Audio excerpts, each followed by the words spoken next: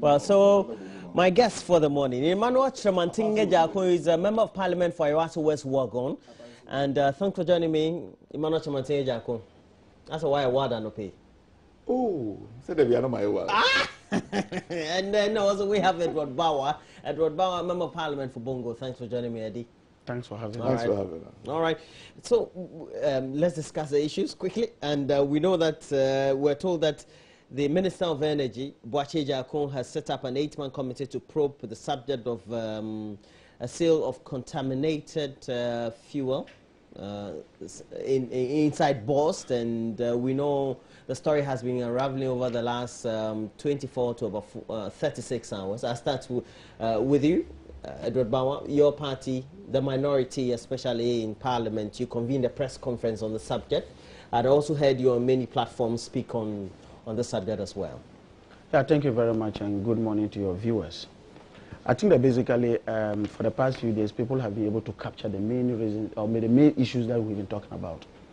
It has to do with 5 million contaminated, 5 million liters contaminated fuel or products that was sold to an unlicensed company, and that was done in a very untransparent manner.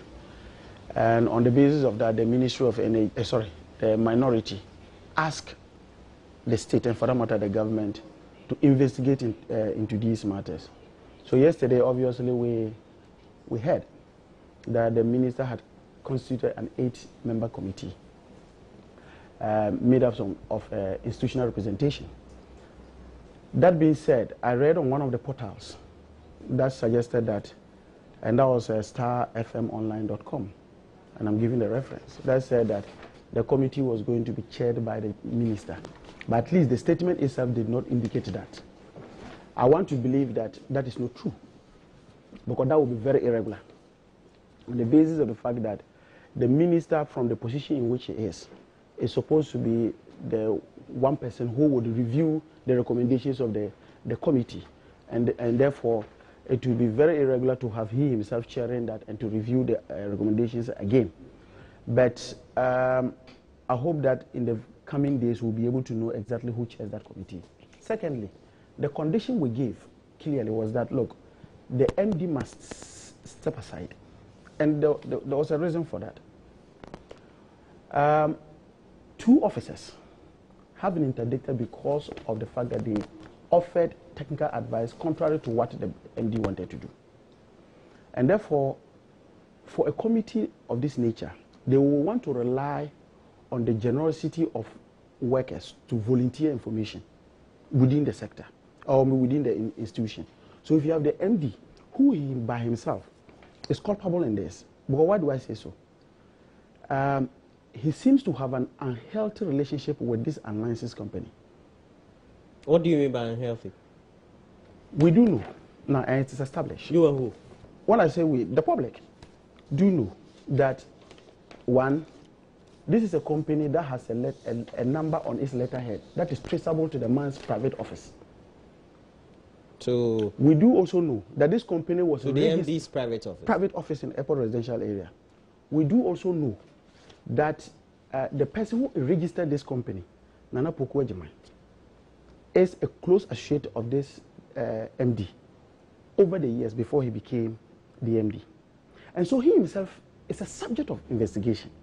So to have him head that same institution, and by virtue of his past record of intimidating staff who stand up against him, and by virtue of the fact that all the statements he's made, he just assumed office. How can he have a past record of intimidating? I just told you that 2 officers had been interdicted on the basis of that, on the basis of this case. That being said, because of the fact that the statements they have issued since this thing seemed to be contrary to the facts, let me give you an example. They had indicated that only 100,000 liters of fuel had contaminated fuel had gone into the market. You remember they said that was the initial interaction. That's what they said. Of course, if the relationship manager comes and says that on behalf of the institution. Well, she may have gotten it wrong. What do you mean by gotten what wrong? And they should have brought out yet another statement to say that, look, what this lady said was not true, particularly when the issue of contaminated products going into the market was a concern for the public. Then MPA comes to say that, look, we are talking about 471,000 and not 100,000. Clearly, the credibility of that institution and the leadership of that institution is put into question. And it means that there's an attempt to cover up something. So on the basis of that, the gentleman should have made to step aside. We are not asking them to sack him. Because maybe after 3 weeks, this won't take up to 3 weeks, 4 weeks. They will unravel the issues. Because some of the issues have been established. MP has established some of the issues. Unlicensed. The fact that even Zoop Oil that was subsequently given the opportunity to buy from Moving Pina is equally unlicensed, which is against the MPA regulations and laws. So it clearly... You mean incorporated legitimately, look, you see, but unlicensed to operate in the sector? In the sector. Okay. Because the incorporation, you do know even the controversy surrounding it. The fact that the letter that was written... You are telling me the controversy. The letter that was written... I know that it's been incorporated. Yes. But you are saying that the license to operate in the sector there's no clarity on it. Yeah, let me tell you. Which one? They don't have legitimate license to operate in the sector. They have no license to operate in the sector. No license. Yes. And in fact, even the company itself, the letter that was written to to Bost asking to buy the contaminated product was dated on the 19th of May, 2017. Our checks at Register General suggest that the company was incorporated on the 29th of May, 10 clear days after it had written the letter to the entity. So it means that at the time they were applying for it, they were a ghost company. So on the basis of this, it is very clear that the MD needs to step aside and allow the committee to work. Yes, the institutions that are representing them have the technical know-how to do that. MPA will definitely, as the regulator, will have all the laws to know how these things are done. You have TOR, the capacity to have treated this product and sold it at the market price, the right market price. So that's it. You have Standards Board that will look at the quality of the fuel that was involved. You have civil society organizations coming and things like that. So for me, the institutional representation, I have no challenge with it. But for the boss MD to still be there, as we speak today, it's a scandal. Do you have a personal vendetta against him? I don't even know the gentleman. Good. So it's based on principles. All right. What's your own initial observation on all this? Good morning to you, the host, and my colleague, Member of Parliament, and good morning to viewers, most especially my constituents, the good people of Ayawaso West Ogun. I greet you this morning. I think that I'm not a lawyer, but I think that our legal system says that a man is not accused. A man is innocent until he is proven guilty. He's not been accused of doing anything. Well, I am just stating the position of the law. On some of these matters. Albeit from a position of, I'm not a learned man, I'm unlearned. But I think that the lawyers say that a fundamental principle in our law is that a man is not guilty until he is proven. A man is innocent until he is proven guilty. A certain issue has come up. It is said that Bost has sold 5 million liters of off-specification fuel. Number one. Number two, it is being said that the entity that bought the thing is not supposed to have bought it. That is number two. I think we should completely desegregate the matters. Let's not mix up all of it. First and foremost, we want to establish, I want to ask, does it ever happen? You mean the scenario of disposing of off-spec products, does it ever happen? Is it a practice? Is it a practice? I am reliably informed that it is a practice. You are sitting here and telling me that as an Ashaman boy, you know... We call it Bele. Bele. Only this one in large quantity. That's all. We call it It baiting. is something that has happened over the years. Look, I am not sitting here condoning wrong, but I am saying that we have a practice where these things happen. But it's a lucrative trade, I should tell you, as an Ashama. I don't know. I have no idea. In fact, I am very limited in my knowledge of this matter. Okay. But I'll take a commonsensical approach to this matter. I am saying that this is a matter that I am now informed it happens once in a while. So let us not pretend, and let us not do it as if this is the first time in the history of this country that off-spec fuel has been sold to somebody. Let's not say somebody, to an entity. To an entity. Let's not pretend. I mean, people are making it look like this thing has never happened in this country. It's haram. It has never happened. This is something that happens every time. As to the procedure, we can go into the procedure. Is there an established, BOST is not an entity that was formed 2 months ago. BOST is an entity that has lasted 10 years. Again, I am informed that even last year, they sold well over 12 million liters of off-spec onto the market. Onto the market. What we need to establish was that, was the procedure followed? Is there a laid-down procedure? To the extent that the procedure was followed, I don't have a challenge. If the procedure was not followed, let us look into why the procedure was breached. For me, these are the things that we need to be looking at. The second thing I am hearing is that last year, or in the immediate past period, the Minister of Energy then. You mean the one who addressed the press conference? Yes, the former minister that addressed the press conference set up a committee to look into a similar matter like this. I want to find out, where is the report? And when he received the report, what actions did he take on it? Probably if he had taken some actions, this matter would not have happened. You know, again, I hear the lawyers saying that anybody who comes to equity must come with clean hands. You set up a committee. They represented the report to you. The reason why there is government is to take corrective measures. I am certain, I say without equivocation, that if the minister had taken those corrective measures, probably this matter would not have happened at all.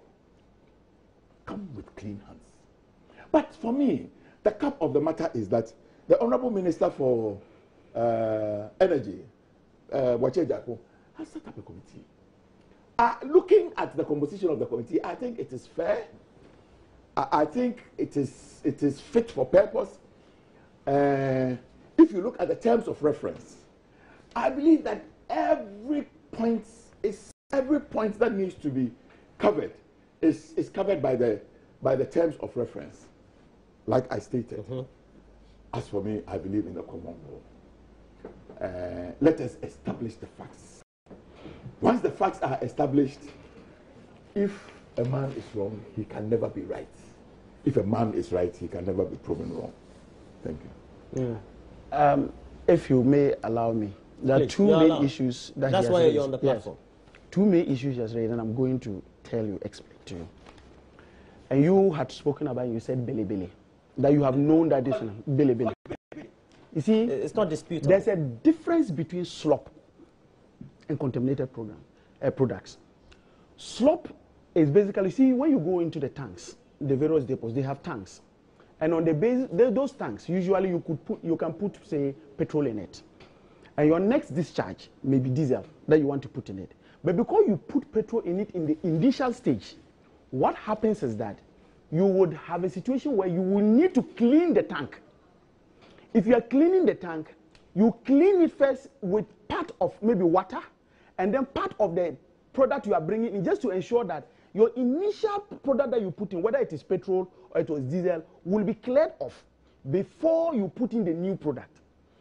That one is usually taken and put in a tank known as a slop tank and sold to the people, as you are talking about Billy.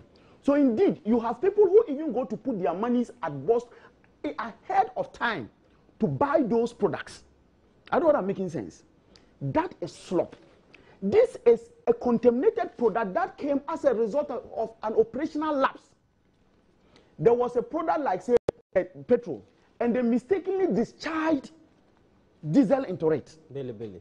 That is not billy. What I'm just telling you is that there's slop, and slop is also fuel. But that one is what they normally use. That's the fuel they clean the tank with. They are two different things. And slops are sold on constant basis. Even if you look at the maximum capacity of slop tanks at Bost, it's not up to 500,000 liters. So it can't be billy. And usually when it is off-peg, you treat it at Tor. Just last 3 weeks, Bost imported an off-peg product into this country. The company that imported it was Marcos Company Limited.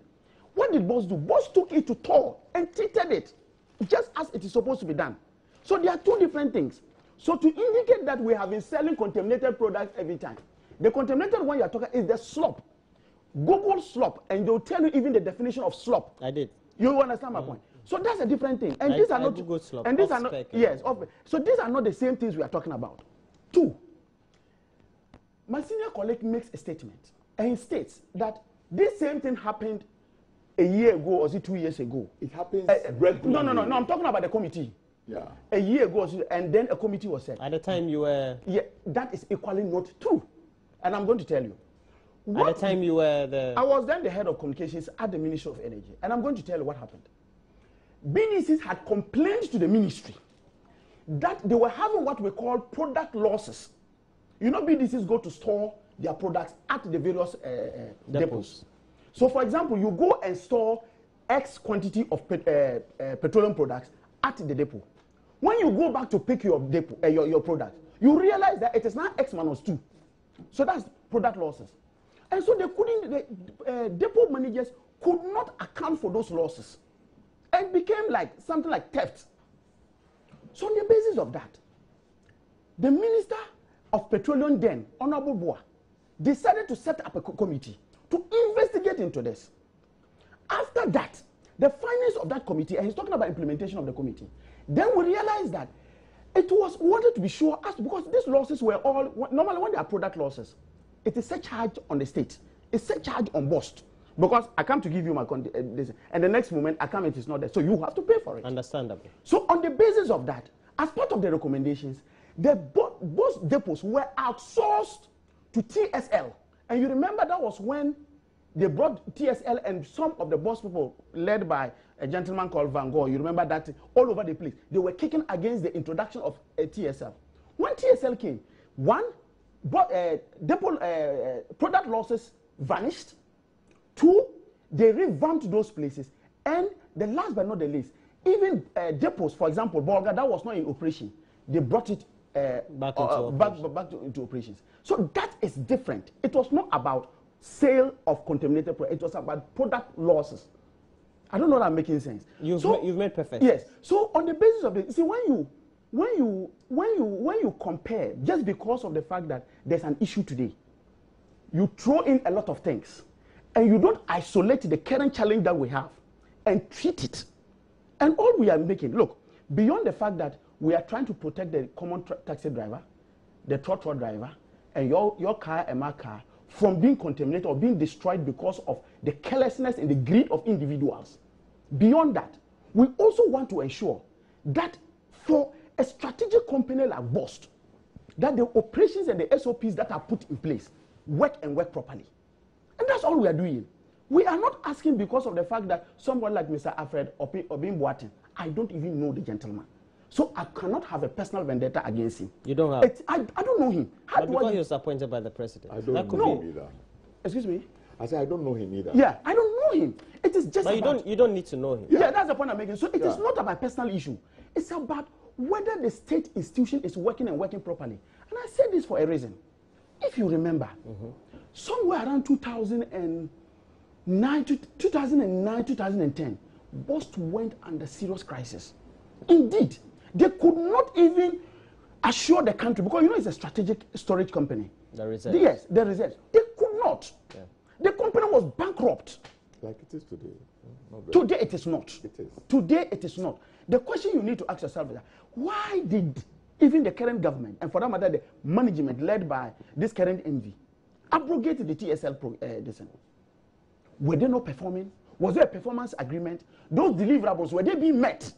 But even if they were being met, it's subject to the prerogative of management. Yes, I agree. But see, immediately after the abrogation, immediately after the abrogation, we're beginning to have this scandal.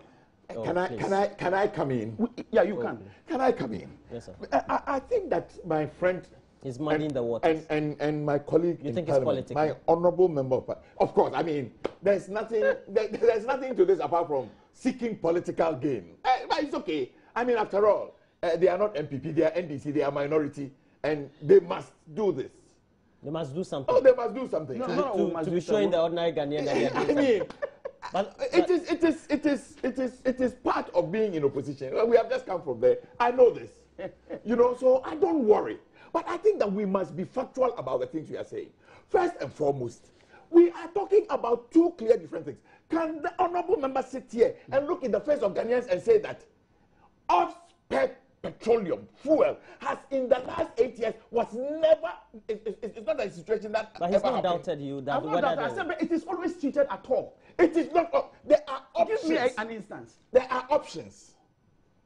You either treat it or you sell it.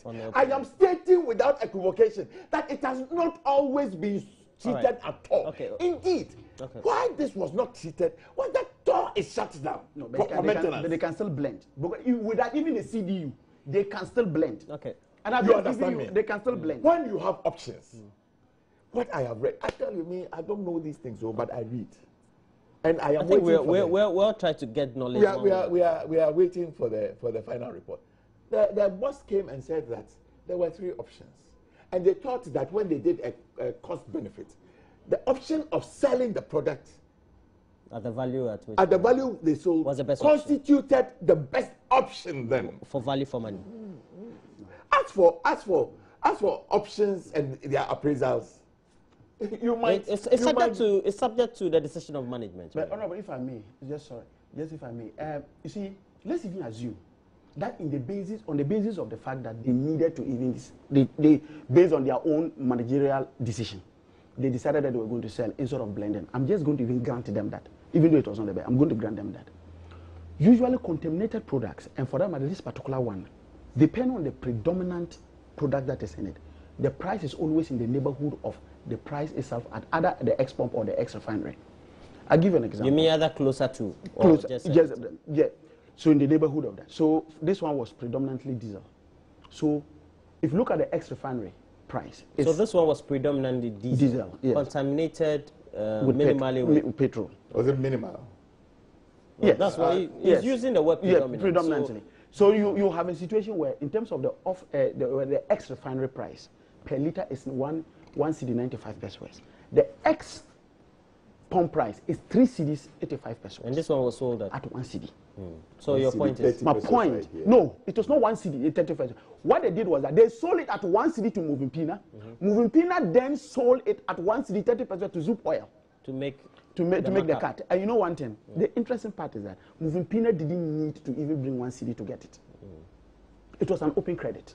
Oh, really? That was given to me. So all they did was that, and I'm not the one saying it. It's okay. Eddie, relax. So my understanding of the financial terms is open credit. So you're saying that they took the product, they're going to sell and bring back the money. That's and all they take up the markup. They take their markup. That's all. You see, that's all. Roland, you get the trend now. I've been getting many trends. As for me, all I am saying is that let us not pretend. And this, I think that it is the pretense that and irritates all of us. Let's not pretend that this is the first time a situation like this. I say it has not happened. This is not. We give me an example that it has happened. This is not the first time an off-spec product has been sold. Don't over-elaborate that. If people have a problem with procedure, then they should state it. Look into the procedure. And that's what committee has been set up. Yes, precisely. Okay. Precisely. Government is not, I think that we must all praise government to the high heavens. When this matter came up, government, the Akufo-Addo government has not folded its arms. It has gone ahead and done the needful. Even the member of parliament, the minority member of parliament, is sitting here and saying that this committee looks good, smells good, and seems to be very capable to cover all the. Let's wait. Mr. Chairman Tienjako, there's a question I've always been. I don't know whether some of the media people have been asking this. You know, ASAP. ASAP. Yeah. ASAP looks to be a very credible organization, think tank. Yeah. We've had even the deputy minister of the sector, who was the head of ASAP. Yes. And they have very serious concerns about this. We've had the chamber of the bulk oil distributors also raising. Yes.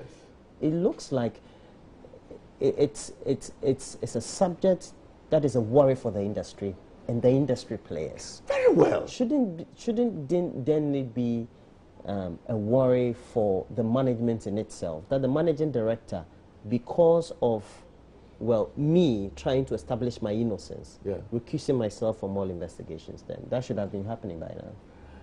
Well, I am not in a position to, as I sit here. No, nobody's saying that you should be sacked. I am not in a position, as a matter of principle, of making sure that the facts are established. Yes. And then everybody, or whichever individual that is mentioned, is recused. Yes. Or not accused of any wrongdoing. Yes. He should recuse himself from office. It will be for me. It will be very good if he does that. There's nothing wrong with it. It could even be a credit for government if he goes ahead and asks him to step aside. I mean, it is a possibility, but the fact that they haven't done it doesn't mean that that is the end of the matter. But they should be doing that, don't you think? It might be difficult for me, from where I sit, to say. Well, that's why you're not the minister for the sector. Yes. But let's just look at this scenario. Yes. The three of us, we work for this institution. Yes. Okay? And then I am the head of the institution. Yes. There's been a breach in procedure by... Alleged. By Eddie. Okay? Yeah. And because I have to take some responsibility, collective responsibility for the actions, in order for me not to be seen to be a hangover person on the investigations, I recuse myself from the investigations or from office and say, please, let's investigate this because I'm innocent. Point of order. Look, I believe probably that might be the ideal situation. I am willing to admit that. Because I want this to be on the website of myjoyonline.com, that you're saying, you're recommending that this could be possible. I am not recommending. I am saying that it's the ideal situation. I believe that it may be the ideal situation. It may. I choose my words advisedly. It may be the ideal situation. But what I am saying is that, you see, it's the pretense that I don't like. Oh, we all live in this country. When have ministers been accused of things that they said, I will step aside? No, but that's not the issue. I'll give you an example. It's okay, please. But that's not the issue. The issue is that something has happened now. Yeah, I completely agree. It is wrong. Look, first and foremost, there was so much noise that government is not doing anything about it. At the appropriate time, government has come up to say that we have set up a committee with very clear, very broad terms of reference. I think that we should give government some benefits and a credit. I want to believe that at the appropriate time, if they believe that if the gentleman himself does not see the need, I believe that if government finds the need to ask the gentleman to step aside while this goes on, I have no doubt, I don't have a shred of doubt in my mind that government will go ahead and take this action. But let us see, just as government has gone ahead to set up a probe into this matter, I believe government will do the needful. But I think that, you see, you know, when I used the word record, you were asking that the gentleman had just been in office just in a few months. So what record am I talking about? Remember that this thing happened in January. This contamination happened in January, which in itself brings to the fore the whole issue of even the Procurement Act. On what basis was Movempina selected? That brings to the fore the Procurement Act or yes. That being said, this gentleman was advised by the general manager terminals and then the manager for the trade department that, look, the option of selling this was a no-go area. Why? because of the fact that they could really, the boss could make money if they just treated it. That's all. When they said this, in the judgment of the MD, that was an affront to his authority. Who is saying that? You are saying... No, because... Do you have records? Yes, look, because... You have records? You know, are you making those conclusions? The minority and that's what the minority even stated enough. Because we know what we're talking about. This gentleman, for example, if you take the one for terminals, you know, actually he was supposed to have approved it. Because the thing is at the terminals. When the document was sent to him, he refused to sign. He refused to sign. And the next moment, he was asked to go for a basis of insubordination. So, if you have such a person who decided to terrorize anybody, I object to the word. I object to the use of that word. Which word is that? Terrorize. That was the word. That is it. He was terrorizing everybody. He was terrorizing everybody. Your people, when you are in government, your people terrorize everybody. Don't let's get into that. So you won't object to your own words. But you expect me that. But don't get into that. The honorable. You see all these things. Ladies and gentlemen, I think what we need to do is allow this prop to establish these facts. No. We have no problem with the committee doing that. We are saying that the very presence of the gentleman in the office will not allow the committee to realize the best out of it. That's all that we are saying. It is your opinion. Besides that, you see, my other worry is the contradiction in the various state agencies.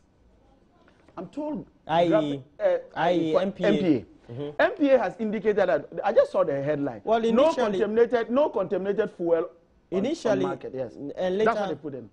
Then at 6 o'clock on your descent, they said they couldn't account for about 60,000 plus. It's okay. What is the contradiction?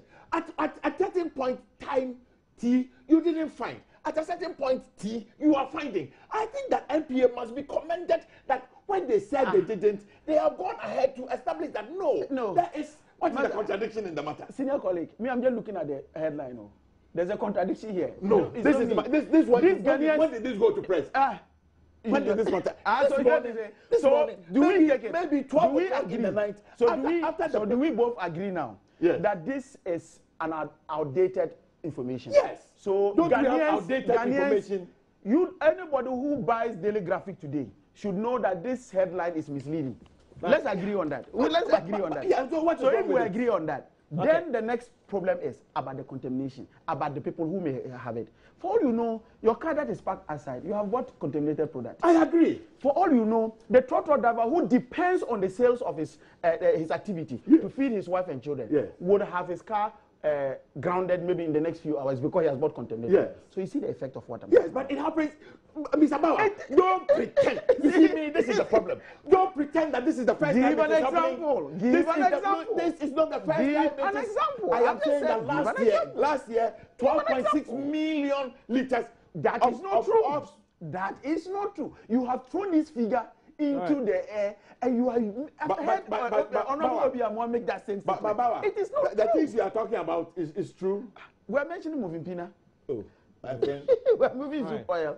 Okay, so who is the my friend here is telling you that this is established. Yeah, that's the slump. I'm saying people have built industries out. That's what is slump. It is not the contaminated product.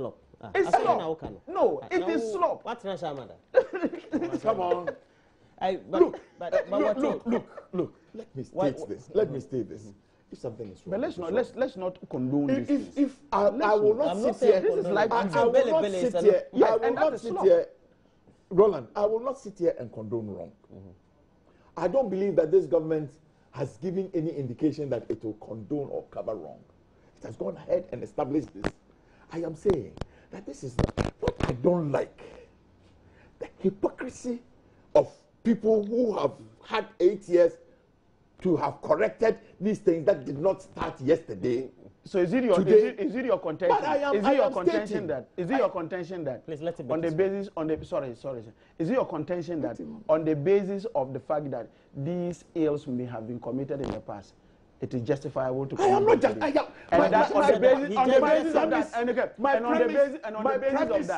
basis of that, we can criticize that. Edward Bauer.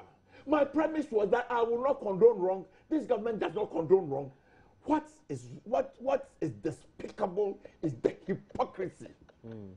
We're also being told that it has been made that content of a truck carrying more than 65,000 liters of contaminated oil sold by boss cannot be found. And that's according to the MPA. And it's part of this. It is not a contradiction. Okay. No. There 5 million liters. Wait. 5 million liters is out there. Look, let's face it. And let's respectfully. If this is missing, it means that where is it? Is it on the market? Probably. Nobody can. They need to find it. And if somebody has done. Look, me, I've stopped buying fuel around that time. I live close. Let's do this. But I'm just saying that we need to, you see, we need to tell MPA that by the close of the day, they should be able to tell us where these things are. Because, you see, for me, if I'm a trotro driver or I'm a taxi driver, I'll be scared. Aren't you creating fear and panic? No, I'm not. Creating fear and panic. I'm not. I will be scared. Look, my very daily bread depends on my sales. This is. Let me tell all trotro drivers and taxi drivers that Nana Addo Dankwa's government will ensure that you get good quality fuel. This is an aberration. You have been driving trotro. My cousin Chris Kakumenu, he drives trotro.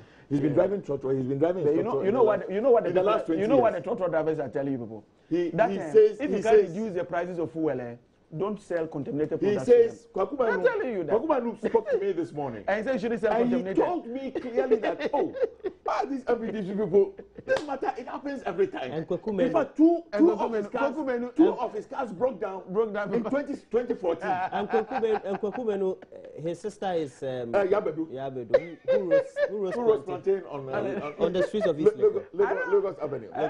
Kwakumenu called me this morning. I state again, don't you people pretend that this is an occurrence that has never happened. Okay. It has not. Okay, the two of you are MPs. Let me say this. You know, there's this raging issue about honorarium and transport that is given to members when they go for committee meetings, etc. I've been a parliamentary reporter. I've been to some of those sittings, etc. I don't know. So I don't know what to make of this. But this is news, serious news, and it's about the NLA. And there was a bill that the Parliament was looking at in the last Parliament, and we're told that a sum between 100,000 and 150,000 was used as honorarium, but in an intercepted email, it was said to be said to be an amount to push, in quotes, for the committee members to work on the bill. What do you make of the subject, please? Me? Yes, you.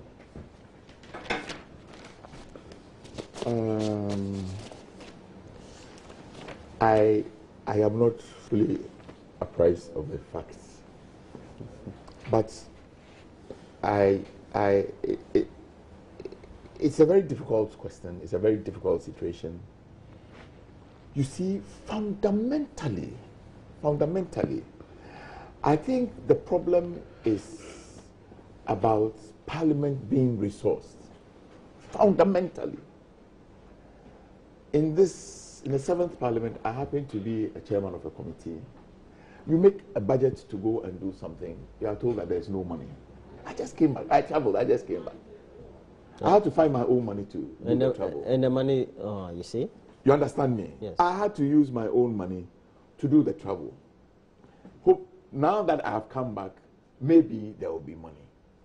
I know of several instances where committees have had to go somewhere to look into, after all, what is the responsibility of Parliament? The responsibility of Parliament is to make laws, and number two, to oversight.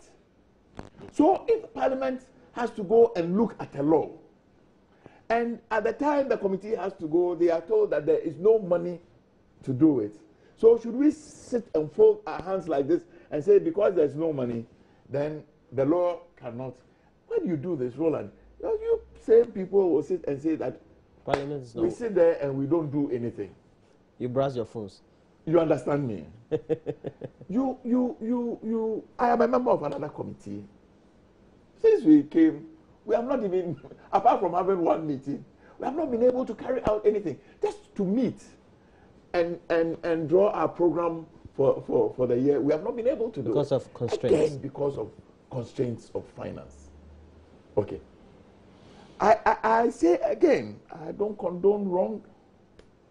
I don't condone illegality. But I'm saying that if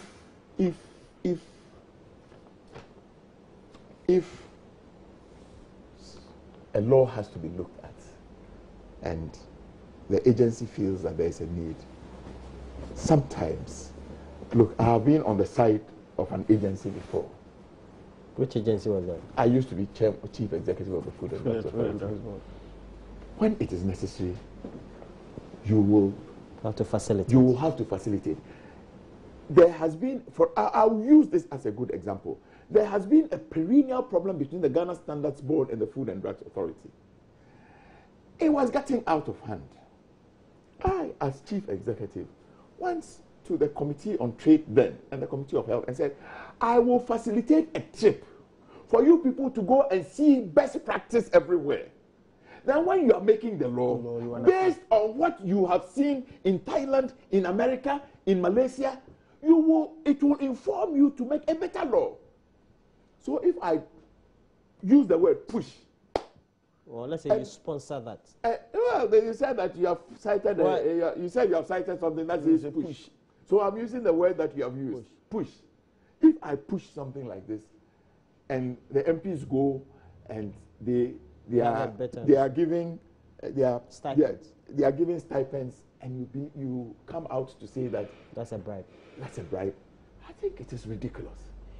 Fundamental to this, I say again, fundamental to this is the way Parliament is financed. Fundamental to this is the way Parliament is looked at. They tell you, the political scientists will tell you that there are three arms of government. There is the executive, there is the judiciary, and there is the legislature. I say this with a lot of trepidation. But Parliament has become the whipping boy of government. I don't believe that I'm not comparing anything. I am very happy where I am. I want to be a parliamentarian.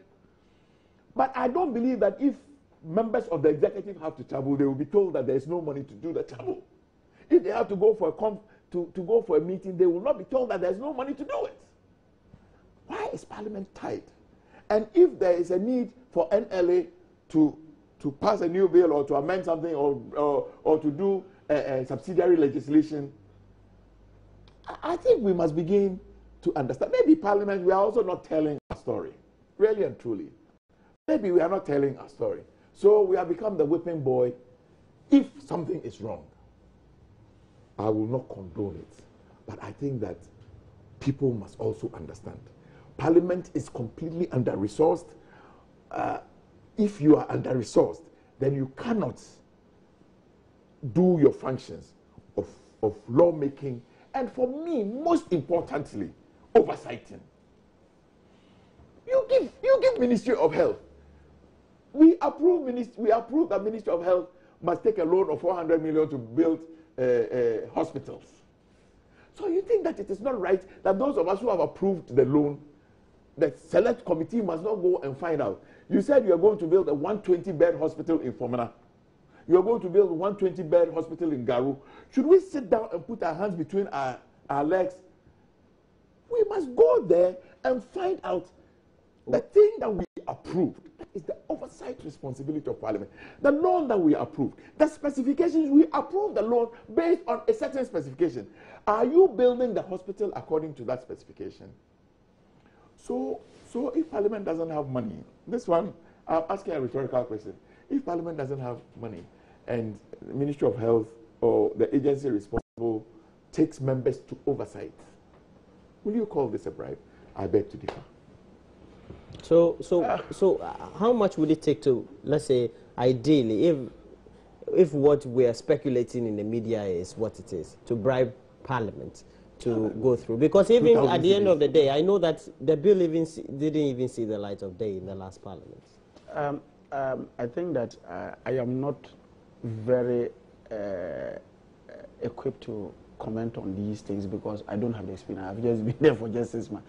I think that my senior colleague I think, did justice to the thing, and it's because of his longer period in Parliament, so he knows the workings in Parliament, particularly the fact that he's a chairman of a committee, so he knows what goes through and the frustrations committees go through. But you see, one of the things I've heard, one of the commentaries that is being said is that look, how come that you have Job 600 that has been built and you go out of Parliament to go and have workshops? Look, if you go to all the, and that's what me, I worked in the public sector. Even yesterday, you know that this particular committee that was set up by the minister was not, they did it while they were having a media review. In Ada. You mean government was having media review? Yes, the sector. The ministry. The sectorial ministry. And I'm telling you, I have been in that ministry for 7 years. Anytime we go there to look at our work plans or a review of what our work plans in terms of deliverables, you realize there are a lot of corrective measures we do when we come back. And therefore, it's a very excellent thing, and I will recommend it to all other sectors. Because in that particular meeting, you will have the various agencies talking to each other and knowing certain things that you need to do. In Parliament, assume that you want to look at this law that they wanted to pass in Parliament, Job 600, and you are there, and then one of the clerks or some officers bring a note, somebody from your constituency wants to see you. Yeah. And usually this thing it happens. On daily basis, they are giving you a slip that somebody wants to see you. Don't go out and see the person and see in 4 years whether you go back there. So I don't know, you remember that they are human beings, but if they are taken off-site, there's a concentration. Everybody does off-site too. Yes. You realize that these things happen. Do it. Yes. I say government does. Government Private does companies, off-site. they call it brainstorming. So you see, so you have situations like as private companies, we go a lot.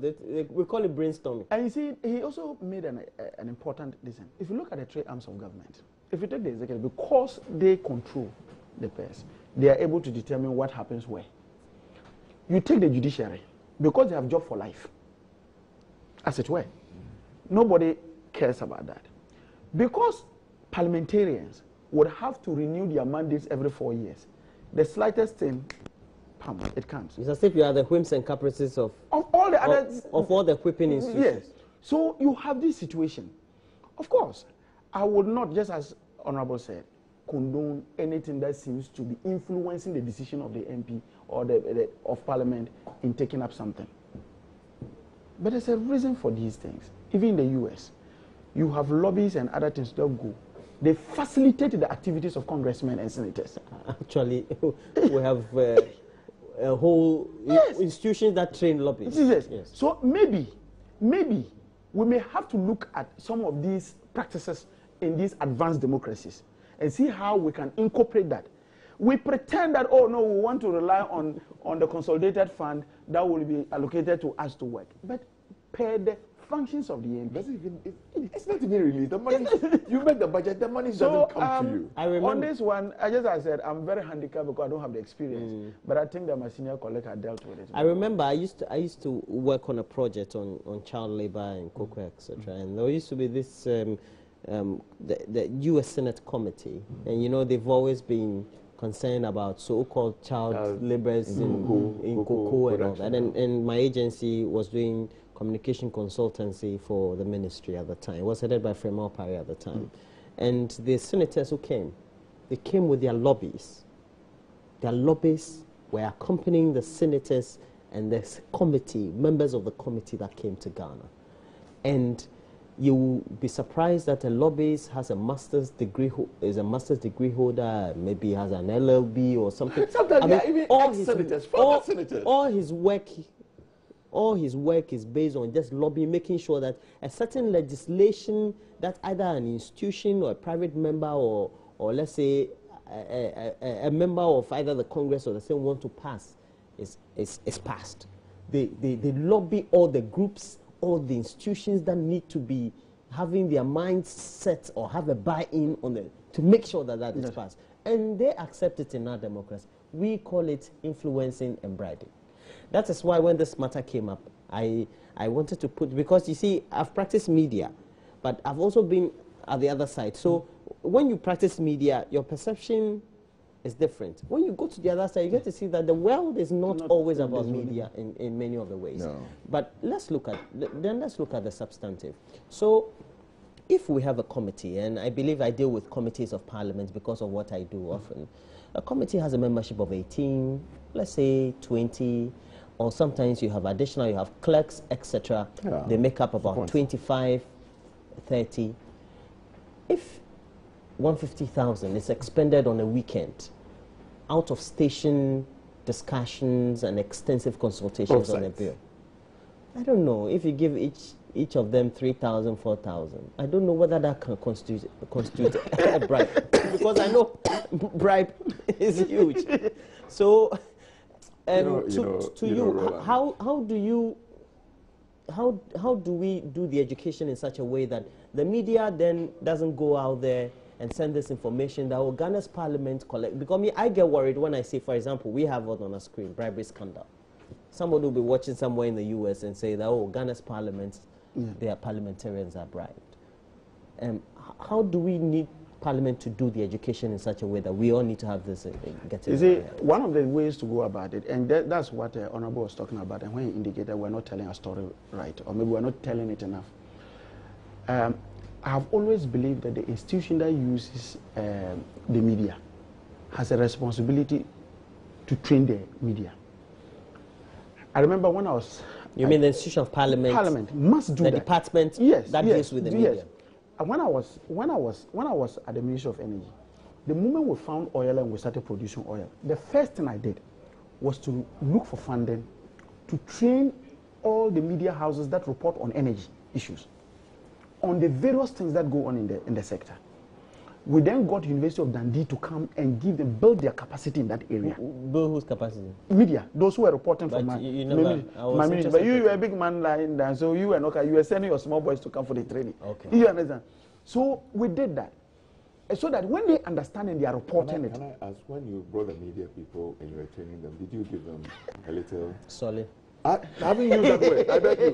Please, I beg you. Solidarity. I beg you. Did you give them a little stipend? Did you give them a little? We gave them logistics, necessary logistics. Solid. Hey, don't put words in my mouth. I beg you. Did you give us solid? We made sure that the necessary logistics were there to make sure that they had the training very well. Did you give us solid? I call them logistics, okay. Necessary logistics. All right. So at the end of the day, we build their capacity to be able to do. So I think that one of the things Parliament may want to look at is to, one, see how they can train the reporters who report from Parliament. Sometimes these things are reported from the correspondence to the media. And then again, train the editors who will sign off these stories that go on air. So that if the editor understands... So proper questions are asked. Yes. You say, look, what happened? Then on the basis of that, he knows how the story is couched. Because if you have, for example, bribery scandal, and then you go into it and there is a difference and then becomes... So I think that capacity building of the media is key.